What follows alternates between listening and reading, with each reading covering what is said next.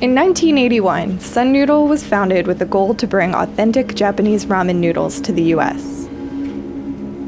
A single family, an obsession with ingredients, an eye for details. This is what made Sun Noodle the leader in its industry.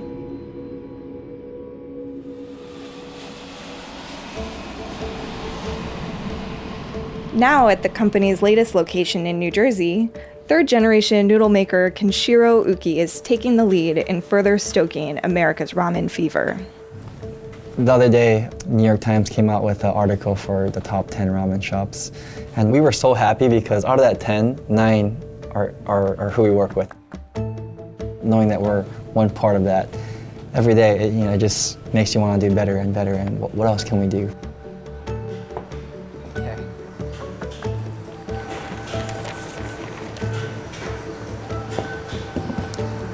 Every day, we have Pacheco and Adrian here who will measure each ingredient by hand and prepare it for the batch to be mixed. And so, besides just wheat flour and water, salt, and kansi, we will add perhaps stuff like vital wheat gluten for chewiness, egg white for much firmer texture, vitamin B2, which is a natural coloring. And so we'll blend that for our customers as well. After that, the dough balls will be dropped down to be compound pressed. All the equipment that we use to make our noodles, whether it's in Hawaii or California or New Jersey, is the same equipment that the top ramen manufacturers use in Japan. And so all the equipment is imported. So we invested in a longer line to compound press the sheets gradually. And our goal is really not to press it more than 30%, so we don't stress the already built gluten. Once we get our desired thickness, we'll cut it with, it's like a noodle cutter, and those will be slit into different thicknesses. Whether it's wavy or straight, it's just by adding a certain silicone rubber. And from there, we will package it according to how the customer wants it, the portion size, whether it's bulk or individual.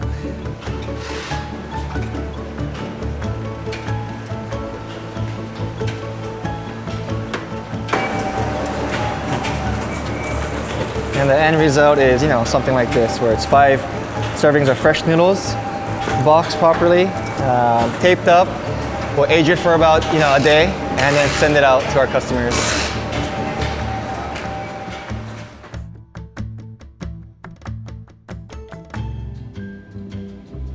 Growing up, on Sundays, we wouldn't go to church, we would go and eat ramen, because that's the only day that we can be together.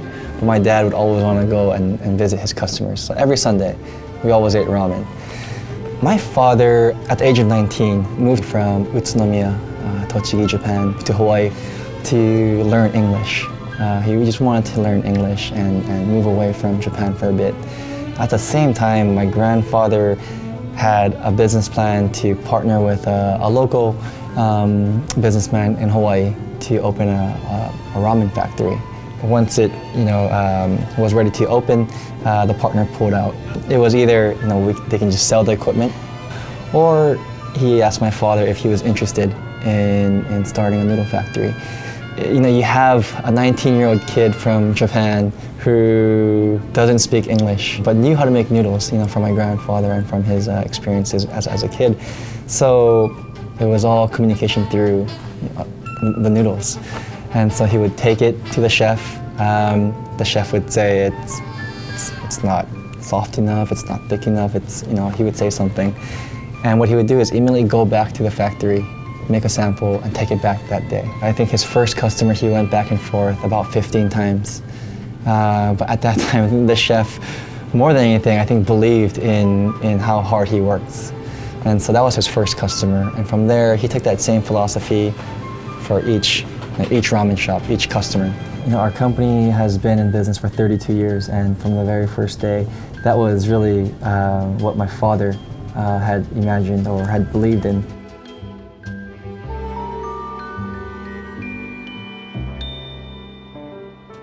LA's Tsujita and New York City's Momofuku Noodle Bar are among Sun Noodle's many established clients.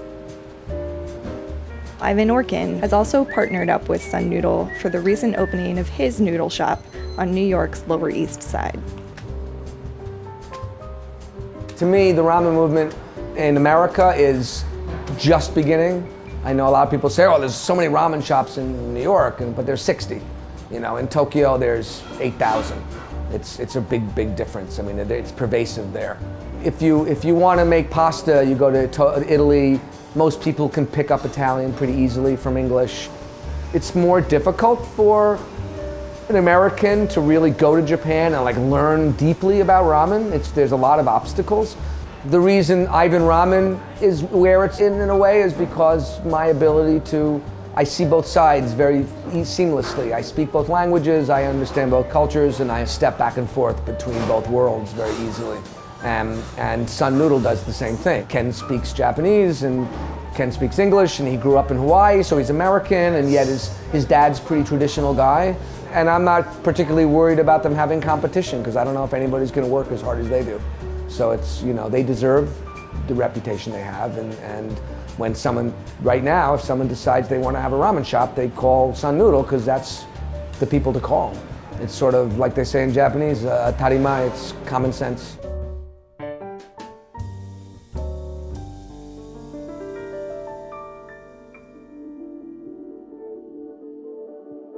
Today, Kenshiro has a new mission for Sun Noodle: to educate American diners about craft ramen and inspire its further evolution.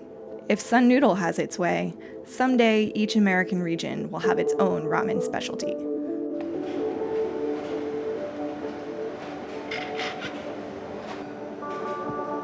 The only way that people would appreciate or consider myself successful is if I can do something more than what my father can. What I can do, and I think that I bring to continue that legacy, is I'm born in America. So what I can do that perhaps he couldn't do is, how can we convey that craft ramen again to Americans, not Japanese, but to the US. Supporting, you know, the local farmers and using local ingredients to make craft ramen localized is really what I want to try to attain before I retire. So if we can get there, you know, that's the true meaning of ramen. So.